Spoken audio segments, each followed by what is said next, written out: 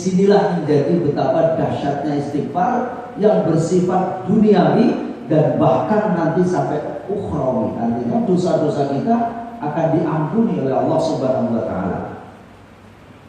Di dalam hadis yang diriwayatkan oleh Abu Daud, ya, man lazimal istighfara ja'alallahu lahu min kulli hammin farajan wa min kulli dhaiqin mahrajan wa razaqahu min haitsu la yahtasib. Rawahu Abu Daud. Barang siapa senantiasa beristighfar, artinya melazimkan, mulazamah gitu ya. Bermulazamah, melazimkan, membiasakan secara istiqrar dia beristighfar, niscaya Allah menjadikan untuk setiap kesedihannya menjadi kelapangan. Itu penyakit manusia yang paling utama, itu sedih. Ya, mendapatkan ini sedih dan lain sebagainya. Dan untuk setiap kesempitannya, nah ini juga penyakit manusia juga begitu. Rasanya di dada kita ini sempit sehingga sulit rasanya untuk melakukan sesuatu. Ada jalan keluar dan akan diberinya rizki dari arah yang tiada disangka-sangka. Nah, jadi ini janji Allah yang disabdakan oleh Rasulullah SAW. Ya nanti ini nggak bisa diceritakan secara detail, tapi kita hanya rasakan saja, lakukan saja. Tapi nanti juga jangan begini juga, ketika ibu sudah melakukan baru beberapa kali, mana buktinya? Gitu ya, nggak usah begitu. Udahlah, lakukan saja. Nanti pada saatnya Allah akan memberikan sesuai dengan pantasannya. Nah, pertanyaan berikutnya adalah kapan waktu terbaik untuk beristighfar? Gitu ya. Kapan waktu terbaik? Kalau kita lihat di dalam Al-Quran, waktu pagi dan petang, gitu ya. Fasbir inna wa'dallahi haqqun wastaghfir li dzambika wasabbih bihamdi rabbika bil 'ashyi wal ibkar. Maka bersabarlah kamu karena sesungguhnya janji Allah itu benar. Jadi Bapak dan Ibu, apapun yang dijanjikan oleh Allah itu sebuah kepastian dan benar. Gak usah diragukan lagi. Yang mungkin ragu itu kita saja. Allah menolong pasti, gitu ya. Jadi apapun yang adalah pasti. Dan mohonlah ampun untuk dosamu dan bertasbihlah seraya memuji Rabbmu pada waktu petang dan pagi. Petang itu kapan Pak waktunya? Petang. Setelah sholat asar ya. Begitu masuk waktu asar itu udah petang namanya. Sampai kapan? Maghrib atau menjelang sholat isya. Itu masih waktu petang. Nah itulah waktu untuk kita membaca ataupun melafalkan berzikir petang, gitu ya. Dan kita punya ulama kenamaan yang sudah menyusun itu, yang mudah-mudahan kalau bisa dilazimkan, dimulazamah kalau bisa ya. Hadisnya kan begitu tadi. Kita mulazamahkan. Coba nanti kita akan merasakan sendiri, gitu ya. Kita hanya bisa merasakan, nggak bisa diceritakan yang begitulah, gitu ya.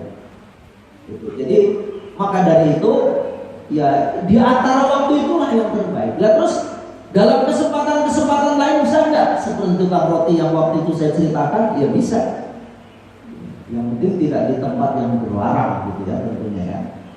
Lagi bekerja sambil istighfar itu bagus. Nyetir mobil sambil istighfar itu bagus. Nah, istighfar yang dimaksud di sini yang kemarin secara langsung Pak Fahri bertanya, "Lah ini kalimat istighfar yang mana yang dipakai?" Kalau kita lihat beberapa literatur, maka Rasulullah SAW maka dengan kalimat apa?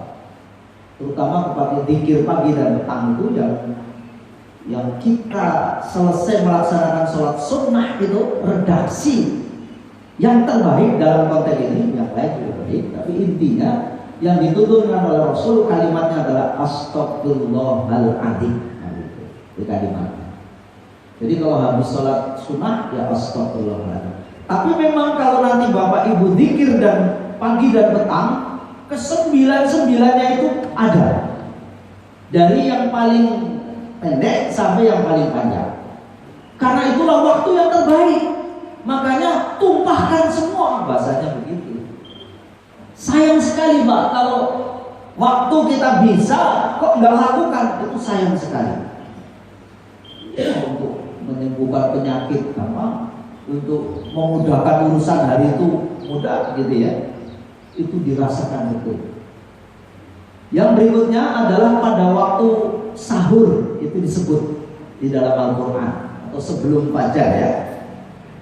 As-sabirina was-sadiqina wal-qanitina wal-munfiqina wal-mustabdirina bil ashar.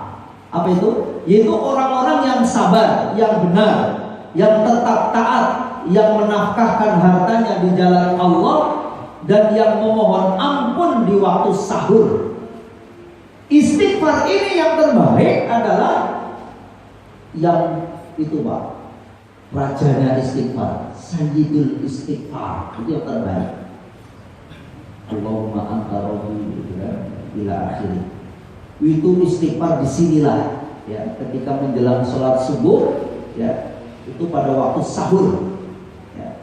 Jadi waktu sahur yang terbaik itu kan sebetulnya mendekati masuk waktu subuh ya, bukan sahur jam 2 malam boleh saja, tapi sahur yang terbaik adalah begitu sahur selesai, kira-kira hanya tinggal beberapa menit masuk waktu subuh, kita sudah bersih diri, gosok gigi gitu ya, itu yang terbaik sebetulnya. Nah, setelah sahur itulah sebelum masuk waktu subuh, di sanalah kita beristighfar.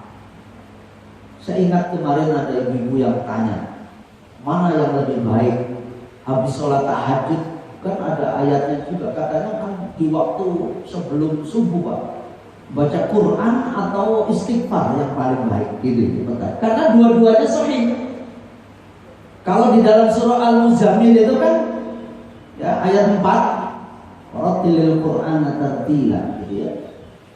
Hendaklah nanti ketika bangun setelah sholat tahajud itu kan perintahnya itu kan kita disuruh bangun pada sebagian malam atau sepertiganya, sedikit dari itu. Terus di situ kita disuruh membaca Quran. Ya memang yang terbaik, kalau bicara terbaik, baca Qurannya itu setelah sholat tahajud selesai.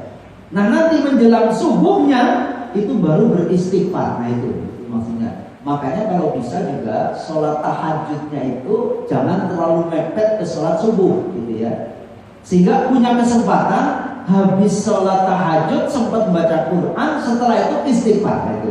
Jadi bisa dilaksanakan semua. Tapi kalau bagaimana nggak bisa, ada yang namanya apa? Tadi zikir paginya.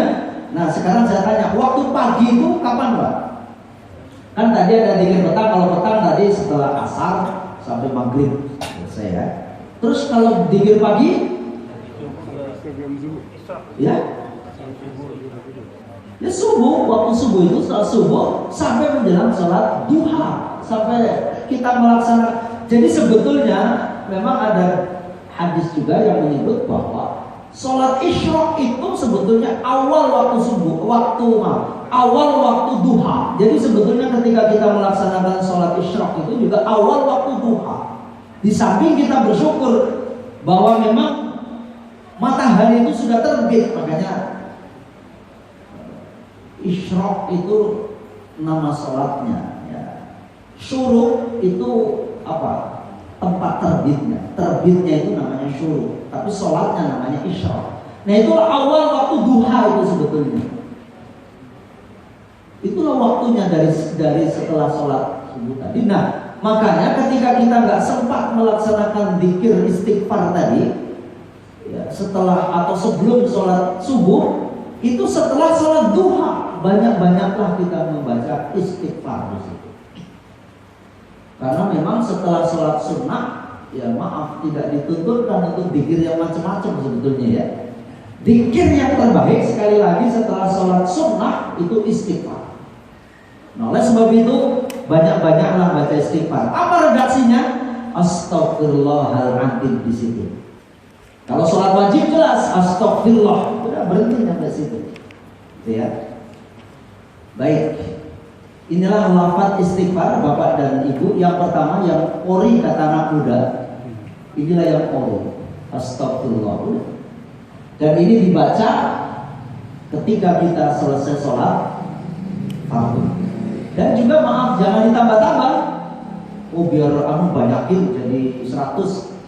Nah, Rasul nggak menuntutkan itu. Kalau mau banyak setelah sholat sunnah, gitu. Kalau mau banyak setelah sholat sunnah, ya kan katanya suruh banyak-banyak. Iya, di sini nggak perlu banyak-banyak. Di sini dibatasi 3, gitu. Nah kalau mau banyak di mana? Ya setelah sholat sunnah. Maksudnya apa? Ya kita juga suruh banyak-banyak sholat sunnah yang sesuai ada tuntunannya. Makanya saya sering menyampaikan kepada ibu-ibu bahwa Pak, kalau begitu, berapa kali Pak minimal kalau bisa kita sholat wajib dan sunnah sehari semalam? Kalau bisa nih, ini alumnus Darul Arqam itu sudah itu tuh minimal berapa Pak? Ada yang bilang 17, nah itu pokok. Itu memang udah gak bisa dikurangi, jangan yang itu lah. Berapa minimal? Saya tanya, Rasulullah ketika pertama kali diperintahkan oleh Allah untuk melaksanakan sholat berapa? 50. Maksudnya kalau bisa, kita ini minimal sehari semalam, baik sholat wajib maupun sholat sunnah itu 50 rakaat minimal kalau bisa. Kurang lebih. Mana? Sholat wajib jelas nggak bisa ditawar ya Pak. 17. Setelah sholat wajib mana yang terbaik? Sholat sunnah.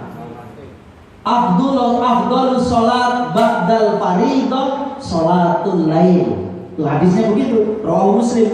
Sebaik-baik sholat setelah sholat wajib adalah sholat malam. Saya tanya berapa rakaat? 13. Dari mana 13? Begitu Bapak bangun namanya sholat iftitahul lail. Hadisnya sahih. Iftitahul lail itu sholat pembuka. Di situ sholatnya nggak perlu pakai baca surah, hanya membaca doa iftitah dan al-fatihah.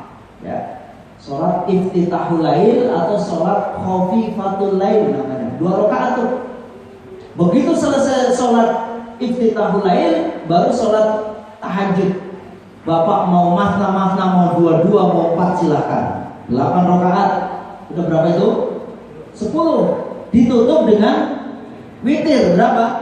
3. Berapa? 3 balik Pak. 13 balik. 3 balik aja ya. 3 balik. 13 sama 17 berapa? Berapa? 30. Yang terbaik lagi setelah sholat malam apa?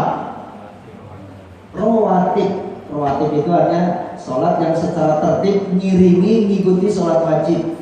Yang sahih berapa? Hadisnya ada 2, 10 atau 12. Ini yang muakkad ya. Sebelum sholat subuh namanya sholat apa? Sunnah fajar 2 rakaat. Sebelum duhur 4 rakaat. Itu yang 12 ya. Sesudah duhur 2 rakaat. Sesudah maghrib 2 rakaat. Sesudah isya 2 rakaat. 12. Yang 10 mana? Yang 10 adalah hanya bedanya sebelum duhur 2. Nah terus bagaimana kalau yang sebelum 4 sesudah 4? Itu namanya ghairu muakkadah kalau dalam istilah fikih ya. Silakan Bapak. Bahkan sebelum asar juga ada 2 atau 4. Itu ghairu muakkadah. Sebelum maghrib juga ada namanya ghairu muakkadah. Sebelum isya juga ada namanya ghairu muakkadah. Tapi minimal yang muakkadah 12. 12 tambah 30 berapa Pak? Sudah 42. Terus yang bagus lagi setelah itu apa? Ya. Duha. Duha berapa rakaat? 2 sampai 12. 2 sampai. Kenapa sampai 12? Sebab kalau Bapak tidak melaksanakan sholat tahajud, yang terbaik nih, yang biasa melaksanakan sholat tahajud tapi malam itu tidak punya kesempatan atau mungkin karena sakit nggak sholat malam, kalau bisa duhanya sampai 12. Tapi kalau sholat malam 2 saja. Udah tambah 12 sudah berapa tuh Pak? Tapi nanti nggak sholat malam terus ya. Udah diambil 2, 44. Yang bagus lagi setelah itu apa? Ada syukuril wudhu, apalagi tahiyatul masjid. Ya kalau bapak ke masjid 5 kali kan berarti udah 10. Oh, udah lebih. Tapi kalau bisa pertahankan, kalau ingin, ya kemarin juga agar kita dipantaskan oleh Allah, atau ditolong oleh Allah, itu melaksanakan sholat minimal 50. Nah, istighfarnya yang ini setelah itu, Astaghfirullahaladzim. Ya. Ada lagi nanti astagfirullah wa atubu ilaih. Ada lagi astagfirullahaladzim wa atubu ilaih. Ini dan yang tadi dibaca ketika kapan? Ketika seseorang melakukan kekeliruan besar, pernyataan diri untuk agar dia kembali taubatan nasuha dalam bahasa lain, nggak cukup hanya dengan astagfirullahaladzim, tapi astagfirullahaladzim wa atubu ilaih. Itu taubatan nasuha namanya, karena melakukan kekeliruan yang besar. Kalau dosa yang kecil-kecil cukup hilang dengan astagfirullahaladzim. Ya. Ini ada lagi. Subhanallahi wa bihamdihi astaghfirullah wa atubu ilaih. Ini istighfar yang paling suka dilakukan oleh Nabi SAW sebelum beliau wafat. Yang berikutnya, astaghfirullahalladzi la ilaha illa huwal hayyul qayyum wa atubu ilaih. Gitu ya. Ini zikir-zikir untuk pagi dan petang semuanya nih. Masuk semua. Astaghfirullahaladzim alladzi la ilaha illa huwal hayyul qayyum wa atubu ilaih. Ya, secara saja karena memang ini Bapak Ibu sudah lihat di. Ada lagi istighfar juga ini. Subhanakallahumma wa bihamdika asyhadu alla ilaha illa anta astaghfiruka wa atubu ilaik. Ini kapan dibaca? Kapan? Ketika Bapak nanti nih selesai taklim, habis berkumpul, istighfarnya ini. Enggak hanya cukup astagfirullah, tidak. Subhanakallahumma wa bihamdika asyhadu alla ilaha illa anta astaghfiruka wa atubu ilaik. Yang berikutnya, ini istighfar yang paling panjang. Namanya Sayyidul Istighfar. Allahumma anta rabbi la ilaha illa anta khalaqtani wa ana 'abduka wa ana 'ala 'ahdika wa wa'dika mastata'tu a'udzu bika min syarri ma sana'tu abu'u laka bi ni'matika 'alayya wa abu'u bi dzambi faghfirli fa innahu la yaghfiru dzunuba illa anta. Ini ada penjelasan. Barang siapa membacanya dengan yakin ketika sore hari, lalu ia meninggal dunia pada malam itu, maka ia masuk surga. Dan demikian pula sebaliknya. Hadis riwayat Bukhari Sahih. Bapak Ibu, kurang apa lagi? Sehingga insya Allah dengan kita banyak membaca istighfar itu dahsyat, ya. Dahsyat bukan hanya dunia Pak, dahsyat dunia akhirat. Sebagai penutup, yang pertama, dahsyatnya istighfar bagi dunia dan akhirat ketika diyakini dengan baik bahwa kalimat itu adalah kalimat thayyibah, dipahami dengan baik, dihayati dengan baik, maksudnya dibawa dalam kehidupan, maka Allah Subhanahu wa taala akan mengubah keinginan Bapak kita semua menjadi kenyataan. Jangan heran. Dan istighfar itu bukanlah mantra yang sekali ucap dapat menyulap keinginan menjadi kenyataan, bukan itu. Dan istighfar pula juga bukan berarti kita lafalkan berapa kali kemudian semua keadaan berubah. Tapi yang namanya istighfar ini, tetapi istighfar adalah sebuah kesadaran dalam jiwa dan diri seseorang bahwa telah terjadi kesalahan, ya, salah niat, salah strategi, salah langkah. Nah ini penting, serta adanya kesediaan untuk memperbaiki diri. Disitulah awal Allah akan memberikan keberkahan dalam hidup kita. Demikian Bapak dan Ibu, mudah-mudahan yang 10 menit ini kita bisa merasakan dahsyatnya istighfar. Kita bisa merasakan kekuatan istighfar. Nanti gak usah banyak cerita, tapi intinya rasakan saja.